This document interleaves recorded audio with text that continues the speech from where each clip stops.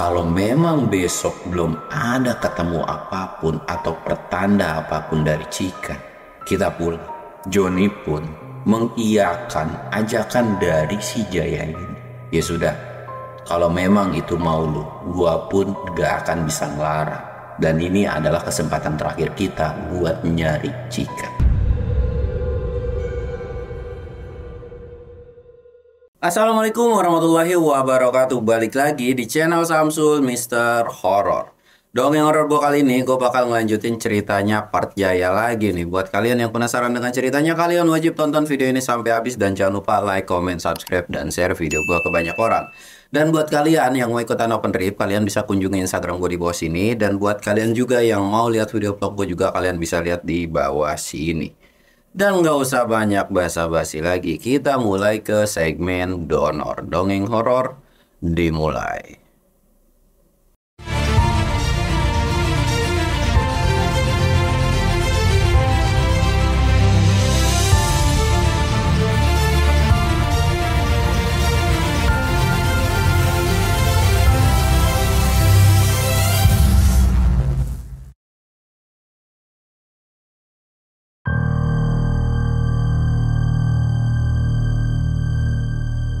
Oke cuy, sebelum masuk ke ceritanya, kita ritual kayak biasa dulu coy. Dan kopinya ada sih, tadi gue udah bikin, cuman tiba-tiba gue udah duduk mager banget lagi gitu kan, ya udahlah. Dan ya emang di sini tuh kan gue bilang studio baru, jadi belum yang 100% memang belum gitu kan. Lu tau sendiri lah, kemarin gue habis naik gunung, beberapa gunung gitu kan, terus beresin studio dan sebagainya. Ini tuh masih proses karena masang lampu, terus di belakang juga belum ada hiasan apapun, jadi kalian mohon bersabar gitu kan ya. Insya Allah semoga ini adalah studio yang akan permanen, maksudnya nggak permanen sih, gue akan lumayan cukup lama di sini gitu, jadi nanti akan nggak berubah-berubah lagi gitu kan. Dan ada dannya lagi nih. Buat kalian nih suka banget yang nanyain, bang kapan tayangnya, padahal lu kan udah tahu semua ya. Gue itu tayang di hari Jumat, Senin, Minggu, Senin, Rabu, Jumat gitu kan, seminggu 4 kali. Masih pada nanya baik kapan tayang. Bahkan kadang-kadang kalau gue live di hari Rabu nih, live Instagram gitu di hari Rabu, nanya bang video udah tayang belum. Ya Allah, makanya buat kalian-kalian nih yang suka sama cerita gua gitu kan, yang sering nontonin channel gua, jangan lupa selain subscribe kan itu ada tombol lonceng tuh, lu nyalain anjir, biar kalau ada notif dari gua tuh ketahuan gitu kan ada cerita baru. Pokoknya lu tulis dah, bila perlu di buku nih jadwalnya, jadwal podcast Bang Samsul hari Senin, Rabu, Jumat, sama Minggu. Nah lu catat itu ya. Dan oke lah, seperti itu aja, dan kita akan lanjut ke ceritanya. Jadi kemarin itu si Cika udah sampai di mana dia tuh ngeliat bahwa ketika lagi ngacak-ngacak, lagi kesel gitu kan, dia tuh ngeliat ke belakang. Tek. Dan ternyata di belakang itu dia ngeliat sosok si Jaya. Cika tuh kayak antara percaya dan gak percaya kan, Jaya. Dan seketika Cika itu langsung kayak ngegisek matanya. Dan si Jaya ini bilang, Cika sini. Dan Cika itu kan karena memang dia juga frustasi dan bingung kan, dan seolah pada saat itu pun itu kayak kesuges, udah kayak kehipnotis, kesirap gitu kan. Si Cika ini langsung lari dan meluk si Jaya cuy. Dipeluk gitu kan. Lu kemana aja? Gue takut di sini sendirian, gue takut diapa-apain. Dan di situ pun si Jaya ini ngelus bagian kepalanya. Kamu nggak usah takut. Sekarang kita akan nikah ya. Di situ pun kayak, iya pokoknya kita nikah. Jadi intinya pada saat itu tuh Cika itu kayak benar-benar kesirap, nggak tahu apapun gitu kan. Jadi kayak udah, ya gue udah ketemu sama si Jaya. Dan sempat sih si Cika ini sempat nanyain Joni mana, tapi Jaya ini menjawab, Joni ada kok nanti, tenang aja gitu kan. Dan di situ pun si Jaya ini kayak senang melihat Cika itu berpenampilan cantik dan sebagainya. Dan si Cika ini dibawalah jalan, yaitu jadi kayak keluar kamar gitu kan, jalan keluar. Dan di luar itu benar-benar mewah, megah, bahkan banyak suara-suara kayak lagi acara hiburan gitu cuy. Ya acara hiburan muhajatan lah gitu kan. Dan si Jaya pun bilang, ini adalah pesta, aku siapin sengaja buat kita berdua. Di situ pun Cika kayak mesem-mesem dan senang. Dia tuh nggak tahu bahwa Jaya yang dia lihat sekarang atau yang dia lihat pada saat itu bukanlah Jaya yang asli. Ya bisa dikatakan jinnya itu menyerupai si Jaya gitu kan. Dan di situ pun si Cika ini dibawa jalan-jalan dan memang Cika itu benar-benar happy banget pada saat itu. Dan penampakan di situ pun mukanya mirip manusia semua, tidak ada yang menakutkan atau menyeramkan. Dan oke cuy, kita akan tunggu atau skip di bagian Cika yang lagi happy nih sama si Jin ini gitu kan, yang menyerupai Jaya. Dan kita akan balik lagi ke si Jaya sama si Joni. Jaya sama Joni ini udah nyari sekitaran 3 hari dan mau ke 4 harinya. Joni ini udah mau bilang ke si Jaya, Jay, gimana kalau kita cari jalan pulang dulu atau keluar dulu dari hutan ini, dan kita beneran harus minta pertolongan orang lain. Karena kita nyari udah 3 hari belum ada yang namanya tanda-tanda, apalagi ya kayak misalkan ada pakaiannya atau apanya gitu kan, itu bener-bener belum banget. Justru malah mereka selama 3 malam itu mereka tuh bener-bener digangguin terus gitu kan. Dan karena memang mereka udah kebal dan udah bosen juga deh sama digangguin sama itu makhluk, jadi kayak udah ngerasa ya bodo amat dah gitu kan. Dan di situ pun si Jaya sebenarnya nolak untuk ajakan si Joni ini, karena Jaya ini kan benar-benar punya tanggung jawab yang dimana kalau Cika sampai nggak ketemu, Jaya harus bilang apa sama orang tua, sama kedua orang tuanya, dan terus lagi sama orang tua si Cika gitu kan. Dia nih bener-bener bingung. Dan di situ pun Joni cuma bisa nenangin, tenang, ini kan bukan kemauan kita, dan ini adalah sebuah musibah. Mungkin mereka juga akan mengerti gitu kan. Jadi lebih baik kita buru-buru pulang dulu atau ke base camp dulu atau cari jalan keluar supaya bisa keluar dari hutan ini dulu gitu kan. Terus minta pertolongan. Karena si Joni pun ngeliat perbekalan makanan mereka itu cukup sekitaran 2-3 harian lagi. Itu pun dengan tahapan yang kayak ngirit-ngirit banget gitu kan. Sedangkan mereka pun badan dan fisik mereka itu udah bener-beneran lemes banget. Si Jaya tuh benar-benar ngotot, lagi-lagi ngotot. Tapi Jaya ini cuman bilang, gue boleh nggak minta satu permintaan lagi. Kita cari 1 hari lagi besok. Kalau memang besok belum ada ketemu apapun atau pertanda apapun dari Cika, kita pulang. Joni pun mengiyakan ajakan dari si Jaya ini. Ya sudah, kalau memang itu mau lu, gua pun gak akan bisa ngelarang. Dan ini adalah kesempatan terakhir kita buat nyari Cika.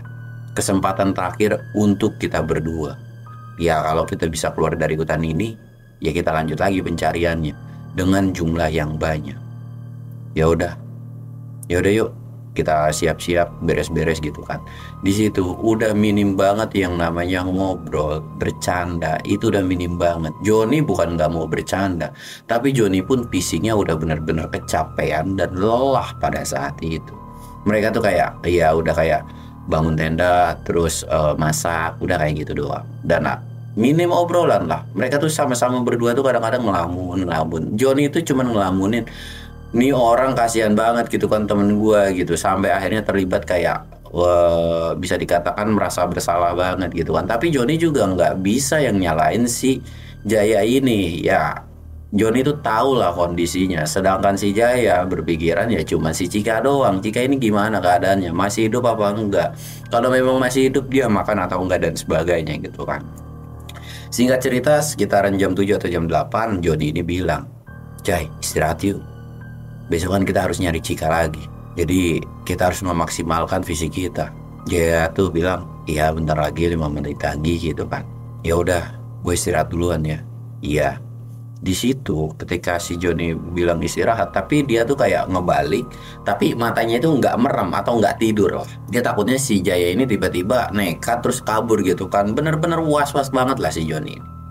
Sampai akhirnya Jaya itu mendengar suara kayak manggil nama Jaya. Jaya. Tapi Jaya tahu dengan suara itu mirip banget dengan suara Cika. Bahkan Joni pun sempat ngedengar, tapi dia nggak bereaksi karena tahu suara ini itu tuh tipu muslihat dari si demit-demit yang memang niat jahat ke mereka berdua. Atau bisa dikatakan supaya mereka berdua ini nggak bisa nemuin si Cika gitu kan. Tapi Jaya entah kenapa pada saat itu tuh benar-benar kayak punya feeling yang dimana ini tuh beneran suara Cika gitu kan. Jaya tuh sempat mau pergi dari tenda, sedangkan Joni langsung lihat, mau kemana lu? Mau enggak? Jay, ingat kan, kita beberapa hari ini kita tuh benar-benar digangguin sama demen sini, dan kita benar-benar dikerjain sama demen sini. Jadi lu jangan melakukan tindakan gegabah ya. Jaya tuh cuman mangut. Dan akhirnya Joni pun bangun dan melihat sekeliling kiri dan kanan. Dan dia pun nyenter ini cuy. Walaupun senternya ini udah agak sedikit remang-remang gitu kan disenterin, ketemulah dengan satu sosok. Astagfirullahaladzim. Dan disitu pun mereka berdua langsung ketakutan. Tapi Jaya ini ngerasa nggak asing dengan satu sosok ini. Dan suaranya itu mirip banget sama si Cika. Dan perlahan itu sosok makin lama makin ngedekat. Jaya tuh ngebayangin dalam pikirannya, kayaknya gue pernah ketemu dengan sosok ini. Tapi di mana gitu kan.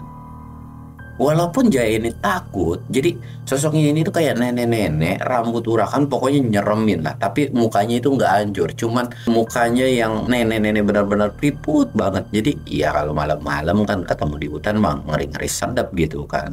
Si Joni ini nutupin tenda dong otomatis seret. Tapi Jaya itu jangan ditutup. Gue kayak kenal sama satu sosok ini. Jangan ditutup.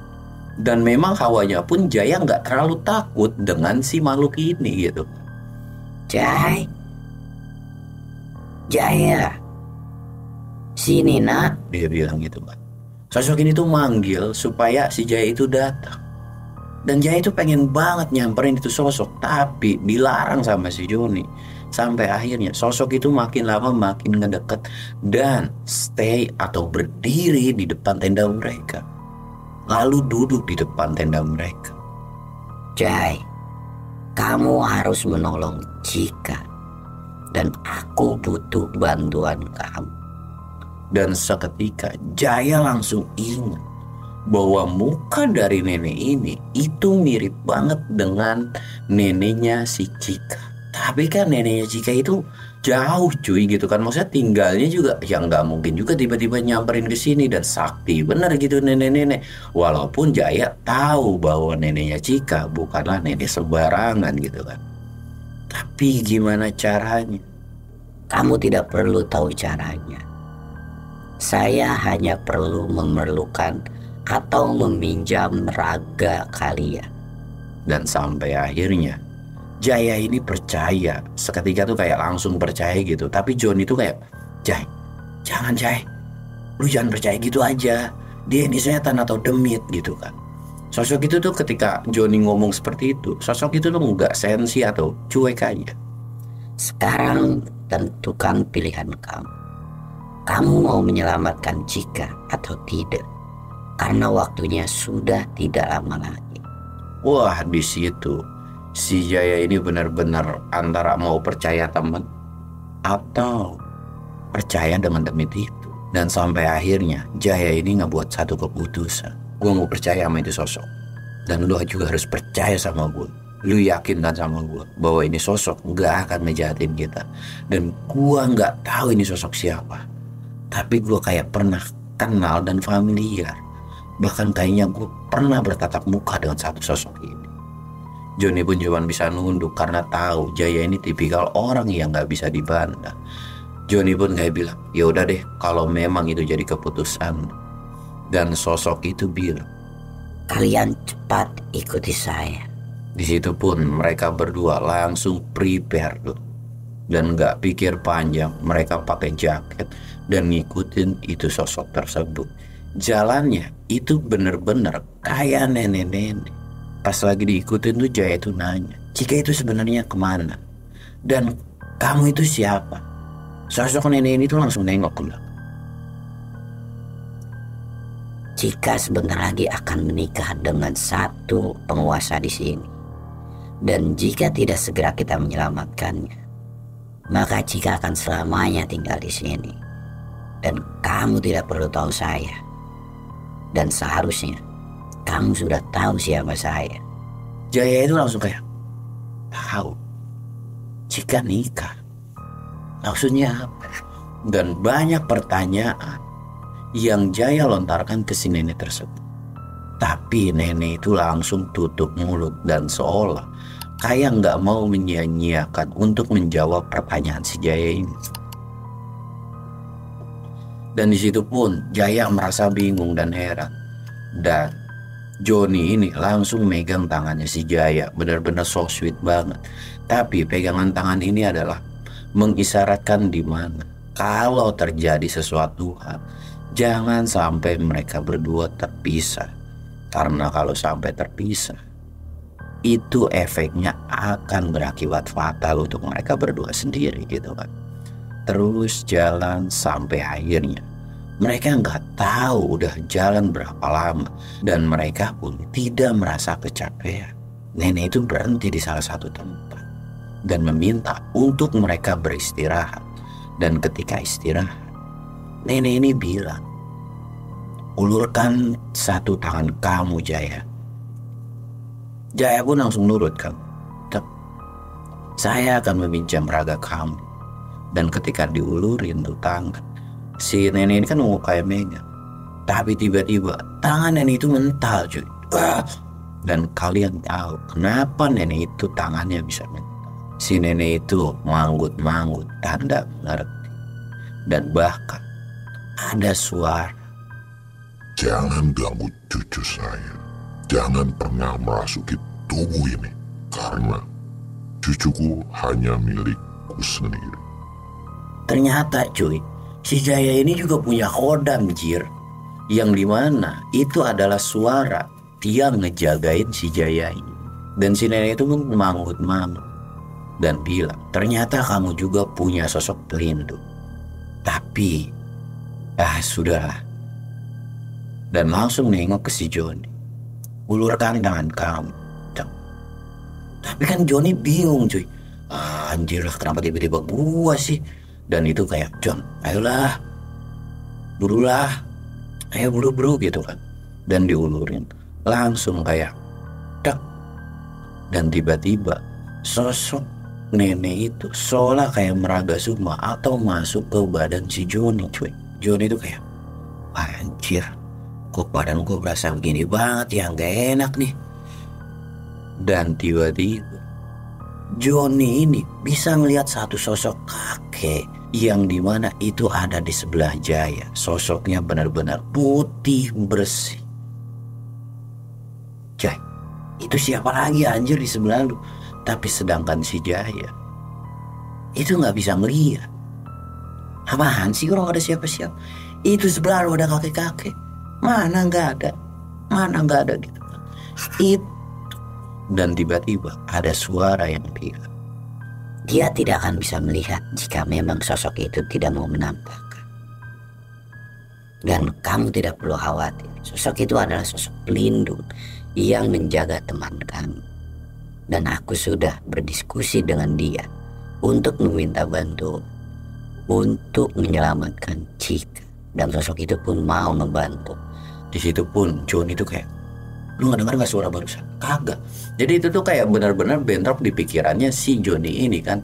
Mereka berdua itu benar-benar jadi kayak orang gila cuy. Jadi kayak tiba-tiba ada yang ngomong, kadang-kadang ke si Jaya juga ada yang ngomong, tapi si Joni nggak ngedenger. Ya kayak begitulah intinya. Dan di situ pun Joni cuma bilang, terus kita ngapain kalau lu udah masuk ke badan gua? Saya akan menuntun kamu ke satu jalan dan ke satu tempat. Dan nanti saya akan memberikan tugas kepada kalian berdua. Tugas kalian cukup mudah, yaitu membawa Cika kabur dari tempat tersebut sejauh mungkin. Biarkan urusan sosok-sosok atau demit yang ada di tempat itu biar jadi urusan kami berdua. Wah, dari situ kan kayak Joni ini udah, anjir ini apalagi cocok. Aduh, nggak habis pikir dah. Dan akhirnya mereka pun antara setuju dan gak setuju kan, jalanlah mereka dengan sesuai arahan dari demit atau demitnya si Cika ini gitu kan, yang dimana sebenarnya si demit ini adalah khodamnya si Cika cuy. Dalam perjalanan ini Jaya itu kayak ngingat, John, gue tahu dah tapi siapa itu nenek-nenek. Maksud lu? Itu kayaknya sosok yang ngejagain atau pelindung dari si Cika. Tapi kok bisa kepisah ya? Wah, lu tahu dari mana? Wah, bodo amat dah, gue juga nggak bisa menjelaskan. Tapi gue yakin banget bahwa sosok itu adalah sosok yang melindungi si Cika terus. Tapi yang gue nggak habis pikir, kenapa bisa kepisah? Dan di situ pun tiba-tiba ada yang ngomong, Saya tidak bisa masuk ke kawasan mereka karena mereka telah mengusir saya. Pada saat itu, saya belum siap apapun. Sampai akhirnya, saya mengurungkan diri untuk melakukan tindakan. Dan saya harus mencari cara. Dan salah satu cara adalah meminta bantuan kalian berdua. Di situ pun Joni juga sama si Jaya ini kan bingung, bantuan apa, mereka ini nggak ngerti. Beda halnya kalau sama si Ilham gitu kan. Nah sedangkan si Jaya lah cuman setahu-taunya juga doa makan gitu kan. Tapi ya sudahlah, ini salah satu bentuk ikhtiar mereka berdua kan. Akhirnya terus jalan dan sampailah mereka ke satu tempat. Dan ketika sampai di satu tempat itu, dari belakang badannya si Joni sama si Jaya muncul dua cahaya. Cahaya itu kayak jalan lurus dan meminta mereka untuk menutup mata mereka. Tiba-tiba mereka nurut kan, ditutup mata mereka, dan disuruh dibuka lagi. Dan seketika mereka benar-benar berubah. Bukan merekanya yang berubah, tapi tempat dan area di situ benar-benar berubah sama sekali. Mereka melihat sebuah perkampungan yang bisa dikatakan lumayan cukup terang pada saat itu, walaupun pencahayaannya itu hanya sebatas obor. Tapi cuy, selain penerangan di situ itu cukup bagus, di situ juga lumayan cukup ramai, seolah ada sebuah kegiatan atau ada sebuah acara atau ritual atau hajatan gitu. Dan di situ pun ada yang ngomong ke kuping mereka berdua. Kalian pergi ke arah timur. Kalian memutari desa tersebut. Nanti kalian akan menemukan sebuah bangunan yang lumayan cukup besar. Kalian masuk lewat pintu belakang. Jangan sampai ketahuan. Dan kalian harus cari Cika. Ketika kalian sudah menemukan Cika, maka bawa kabur Cika sejauh yang kalian bisa. Jangan pernah menoleh ke kiri ataupun ke kanan, apalagi sampai ke belakang. Apapun yang terjadi, kalian harus jalan lurus terus. Ikuti apa kata hati kalian. Biarkan semua yang kalian lihat di depan ini itu menjadi urusan kami berdua. Pergi cepat sana. Dan tiba-tiba ada muncul sosok cahaya lagi dari belakang mereka dan berubah menjadi satu sosok laki-laki dan perempuan. Yang awalnya Joni ini kan kerasukan nenek-nenek, tiba-tiba ini berubah jadi sosok yang ya memang gadis gitu, bukan yang tua kayak sebelumnya. Dan di sebelahnya pun kayak pemuda yang gagah gitu kan. Jadi mereka tuh udah kayak pendekar lah pada masanya gitu masuk.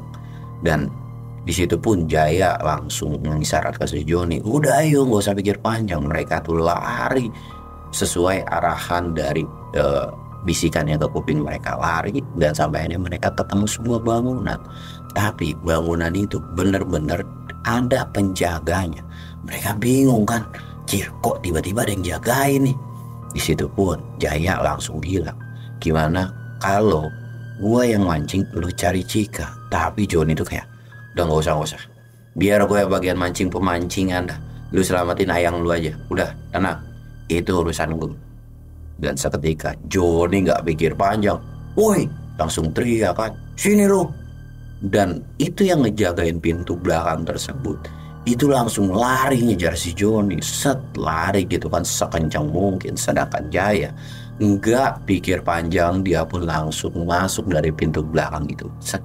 Dan ngeliat, dia benar-benar kaget bahwa ruangan tersebut itu benar-benar megah dan bagus banget. Dan ketika lihat kiri kanan, dia kayak terhipnotis. Tapi si Jaya ini nggak pikir panjang dan dia pun langsung nyari di mana ada si Cika.